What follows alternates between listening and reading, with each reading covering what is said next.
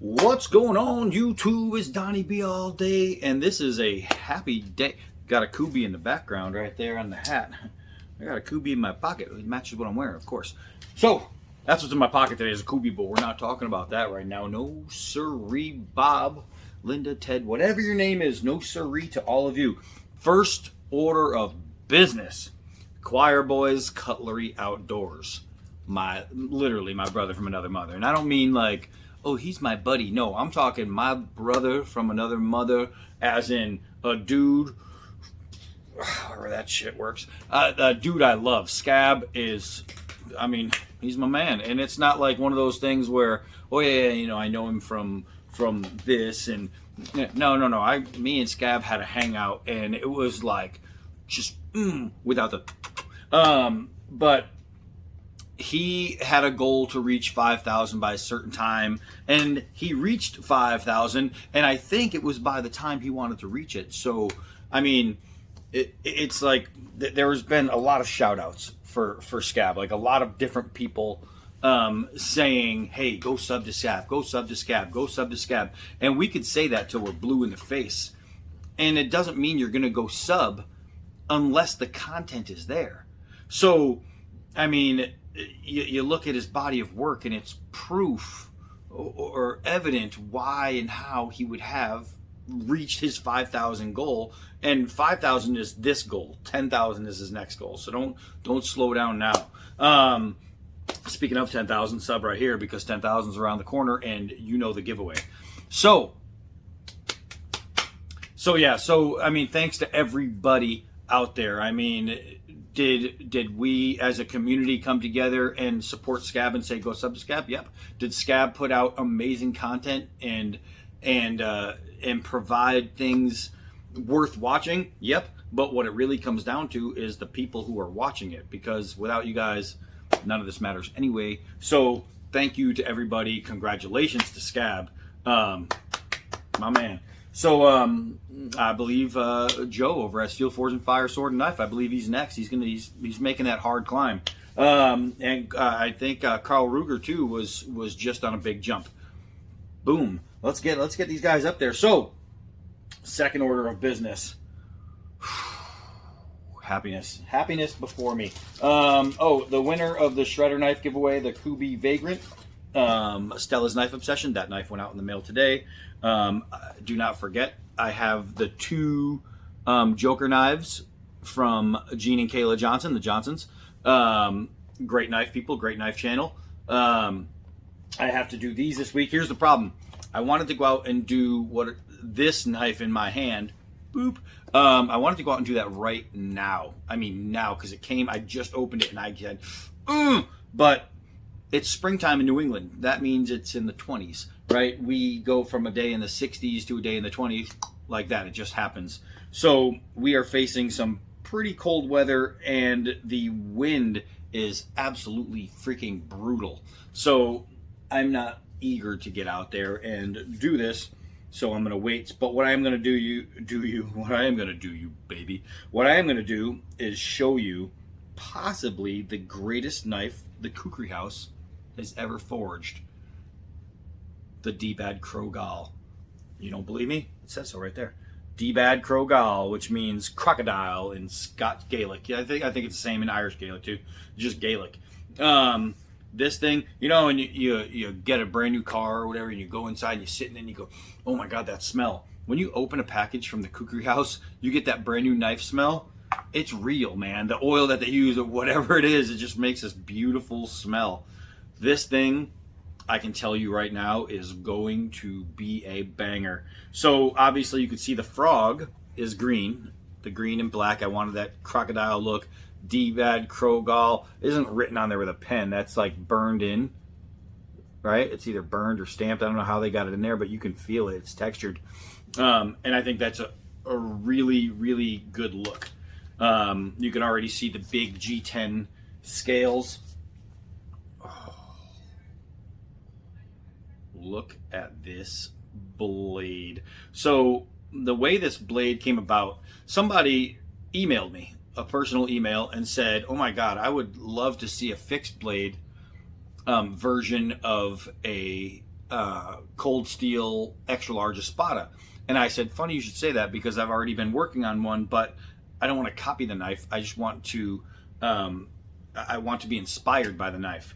So rather than a blade length of around here, my blade length went way out to here. Rather than, well, there's a lot of differences actually. I'll have to show you, but you can see we have a curved spine. So it goes from a full sweep. I wanted that really nice sway. And when you're doing your POB mathematics to try and figure out the weight of a knife, because it's all in the math, this one took a lot of math to get right for the balance.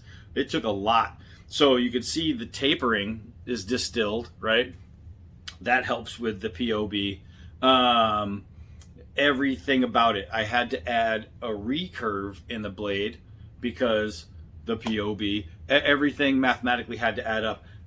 As far as what did I take from the Espada, just the idea of it, the idea of a two-handed buoy, which, I mean, you think about it, two-handed buoys have been done for over 100 years, so you know, nobody's the first one to do them. Nobody's going to be the last. This will get done again. But I needed to just alter it. I needed to change a whole lot of things. When you have a tapering grip, you don't need a choil here. It's just, you don't need it, because then you're going to lose grip.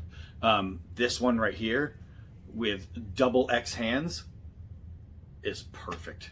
That right there is perfect. It almost has the grip from here to here, well, here to here, as the Case XX buoy. That's almost the exact same grip.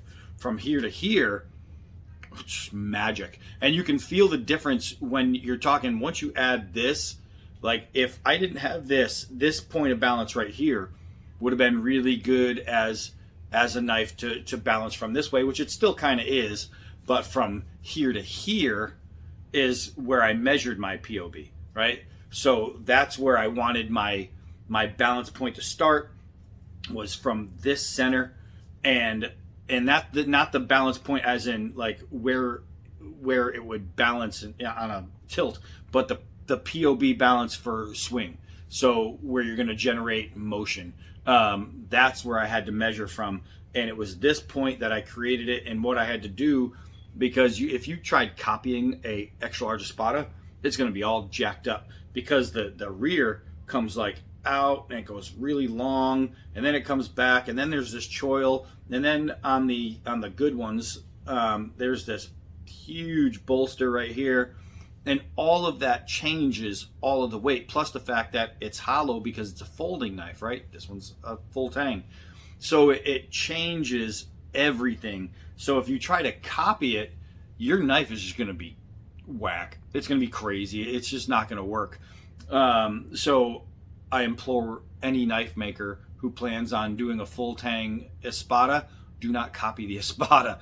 Change. That's what you need to do.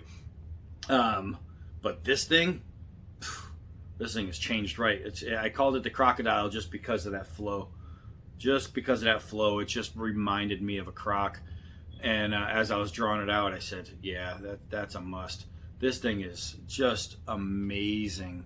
It's amazing. It's a full swedge, not a sharpened swedge, but a full swedge, which means it's not a round swedge, but it's not sharp. So you get it. It's kind of in between, which means penetrating, boom, is going to be good, but you're still going to have strength in the tip, which is necessary. The recurve adds swing to the belly, so you're going to be able to, especially from the rear grip, mid grip, foregrip, from the rear grip, that thing is going to be crazy. No lanyard hole. These are pins, right? 5 pins. That's not a lanyard hole. And people would say, well, how come no lanyard hole? Because it's really unneeded. This thing is going to lock into your hand and you're going to be good. From here, all your tasking is going to be done from this grip. All your swinging is going to be done from this grip or this grip, depending on either how far you need to reach or how much momentum you need to get. But really and essentially, this grip right here is going to be your main swing grip, right? I cannot wait to get this out. I just want to be able to do it and take my time, because if I go out there now, I'm going to be freezing and I'm going to take shortcuts in the video, and I don't want to do that. The G10 on here is really nice. It's super freaking like smooth and textured at the same time. They do it really good. Obviously you can see the steel pins with brass, so it's brass around steel, and what that does is, even though it's a little bit and it sounds stupid, it actually helps reduce shock. This thing is freaking phenomenal, man. This is phenomenal. This may be the best knife that I now have. Maybe the best thing that's ever come out of the Kukri house as far as knives are concerned. I mean, this is just redonkulous. Man, this is really cool. So the review is going to exercise what I feel about this, and this is just crazy. So I just grabbed it in a semi foregrip. So I went before the choil, putting my pinky around the finger wedge here, and man, it's like every single one of them. They did this area so well that I can put it between any finger, and it's comfortable. There's, you know, like I didn't think between these two fingers. I thought that was going to kind of suck. I thought it would be weird. It's not. But I mean, it's not made to be in that finger, but knowing I can. But right here, man, with the pinky in there, that's insanely comfortable. Right here with the forefinger, that's insanely comfortable. This thing is just awesome, man. I just left the gym. My arms are pumped, so I can keep holding it. But it's golly, man, this thing is just freaking awesome. Yeah, no, it really is. It really is. Now, I wanted an edge that's not going to chip on me. So yeah, I doubt it's shave sharp, because I said I needed a banging edge. It might be able to pop some hairs, and it does. I got 3 hairs on there. So it's not going to be your crazy shave sharp knife, but there's a reason behind all that. I don't know. Behind that thinking, I guess you can kind of see them. They're right there. You can see the hairs. It's because you want a stronger edge. This thing is made to swing. The reason you add length on a grip is momentum. Momentum is for swinging. It's for power. It's for hitting. If you went with a razor edge on this thing, you'd screw your knife up mucho. So this thing was done just right, man. This thing is gonna sear. I got a bunch of those 1-inch forest trees that have grown up to be 4-inch forest trees now, and they need to come down. This one's gonna do. Golly, it feels so good. All right, so I don't want to keep going because it's 13 minutes in. Scab, awesome, man. Love you, brother. Congratulations. Kukri house. Golly, you guys are good at what you do. D-Bad, Donnie B all day. Dude, you know how to draw out a knife to where it's going to work in the hand. Great job. Thanks, man. I appreciate that. All right, so that's it for this one. And get ready for, well, this one and the other two. And Stella, it's on the way, I promise. Oh, man, this is freaking amazing. I am Donnie B all day. Oh, this will be up on the website within the month. Or, you know, we're at the 28th or whatever, so this coming month it'll be on the website. However, if you wanted one ahead of time, all you have to do is contact the Kukri house and say, you know, holy crap, I just saw the D-Bad Krogal and I freaking want one. It is awesome. So that's it for this one. Hi, I'm Donnie B all day. Until next knife.